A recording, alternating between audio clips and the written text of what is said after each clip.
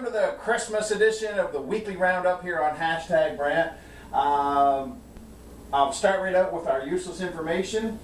I looked hard to try to find facts that were all Christmas based and little things I could talk about.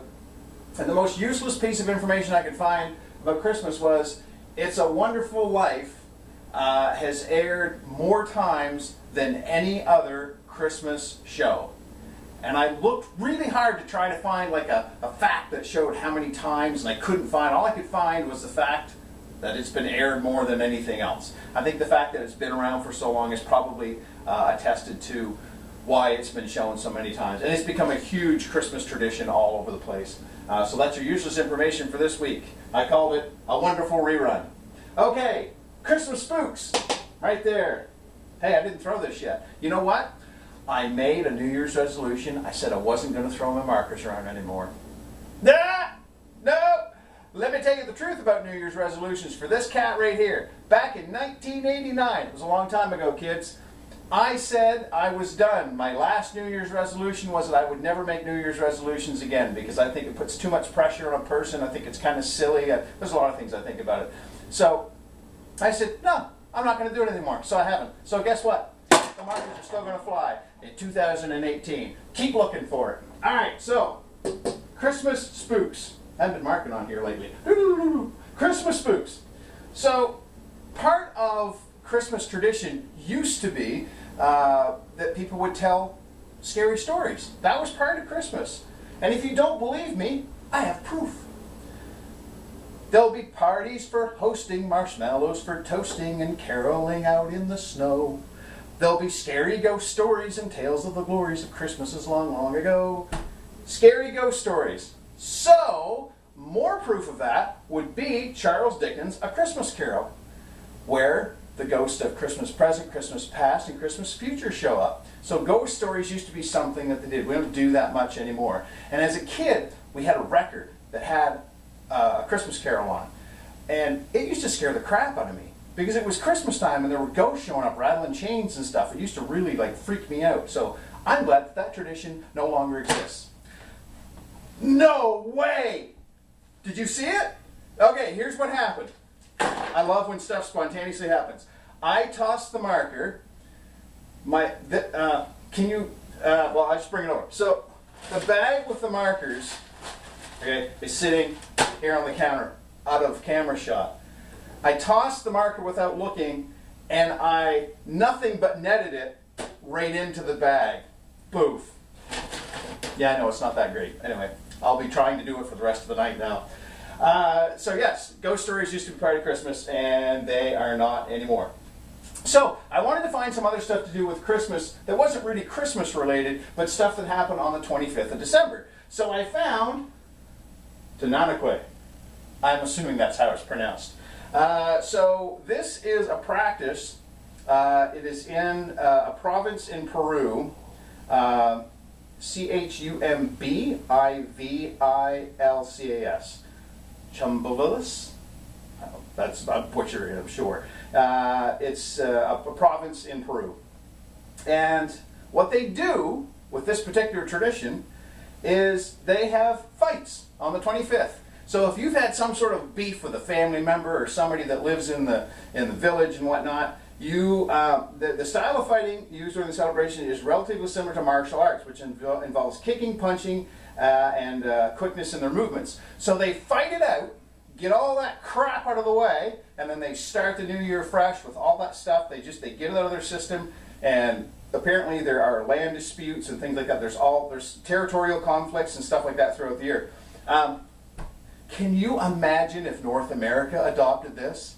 Just think about it, because these people are doing it like they're getting stuff out of their system. All right, if this comes to North America, and December the 25th becomes a day when you get to settle your disputes, it'd be a bloodbath, especially in the States. I'm sorry, I'm not picking on the Americans. I might be a little bit. But seriously? That guy's dog has been shitting on my lawn all year. And thank goodness it's the 25th. I'm going to fix Rex. Pow! No more dog shit. That's what would happen in North America, specifically in the States. Some guy would shoot his neighbor's dog, and then his neighbor would get all mad and shoot him. It'd be wonderful. You could make a whole film series. Wait a minute, I think they did. It's called The Purge. That's exactly what it would be like. So, Christmas chicken. This one I had never heard of before. Well, I hadn't heard of this one before either, but this one was new for me. So, the Japanese people traditionally eat KFC for Christmas dinner. Now, there aren't a lot of Christians in Japan. As a matter of fact, I think it's less than 1% of the population. But some travelers were there, and they were looking for turkey, which they couldn't find, so they found KFC. So in 1974, KFC launched a campaign, an advertising campaign, to promote this whole idea of, hey, yeah, have some KFC at Christmas time, some KFC chicken. It is so popular now, customers have to place their Christmas orders 2 months in advance. 2 months in advance so that they can have KFC for Christmas. Holy shit. That's crazy. Can you imagine? Like, we're planning on having some Dixie Lee Christmas Eve here. And we're calling it in like the morning of Christmas Eve. No, we're not. My wife's standing behind the camera going, no, we're not. She called it out. Oh, it's already been called in. Yeah, well, it wasn't 2 months ago, I tell you that. This week. And KFC must be loving this. People calling in orders in 2 months in advance, and they're just, man, they're slaughtering chickens left, right, and center. The feathers are flying, man, and it's wonderful. The chickens don't care for them much, I'm sure. Ah, shit, Christmas is coming again. Damn it. Here we go. We lost Uncle Marv last year. The markers are doing funny things off camera again. There's one hanging over the edge of the shelf looking down into the sink. So KFC for Christmas. So if you're going to do any traveling and you want turkey and you're going to Japan, you're going to have to settle for KFC. Alrighty, so this show is working very well, apparently. Okay, so Main Man, I've got written down here. Main Man. So I wanted to have some sort of a record. So in 1999, the residents of Maine built the world's biggest ever snowman. It was 113 feet tall. I saw a picture of it. Look it up. It's worth it. It was humongous. I honestly don't know. It's tremendous how they did it, because when you look, it's not shaped like a traditional snowman. I'll throw that little spoiler out there. It's not like a big ball and then a smaller ball and then the head. It's sort of done as a bit of almost a round pyramid type of shape, just getting smaller and goes to the top. But they've got the nose, they've got 2 giant trees for the arms stuck out the side. It's an impressive feat. And then something else that I had not heard of. 113 feet tall. It was awesome. So, alrighty. So my last thing is Merry Christmas or else. So this goes back again to the Middle Ages.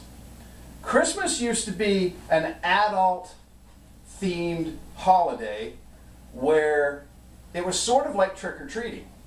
What would happen is the peasants would go around to the feudal lords' homes, basically looking for drinks, for food, for that type of thing. So this is where you get, we won't go until we get some, we won't go until we get some, we won't go until we get some, so bring some out here. It was a thinly veiled threat, because these feudal lords that didn't bring out treats and drinks and stuff like that, they would get, you know, a trick or some sort of vandalism. So there's some alternate lyrics. As I was researching this story, I found some alternate lyrics for We Wish You a Merry Christmas, and that's what I'm going to end this show on this week. So here is some Christmas lyrics I can get behind. We wish you a Merry Christmas and a Happy New Year, a pantry full of good roast beef and barrels full of beer. Merry Christmas, everybody.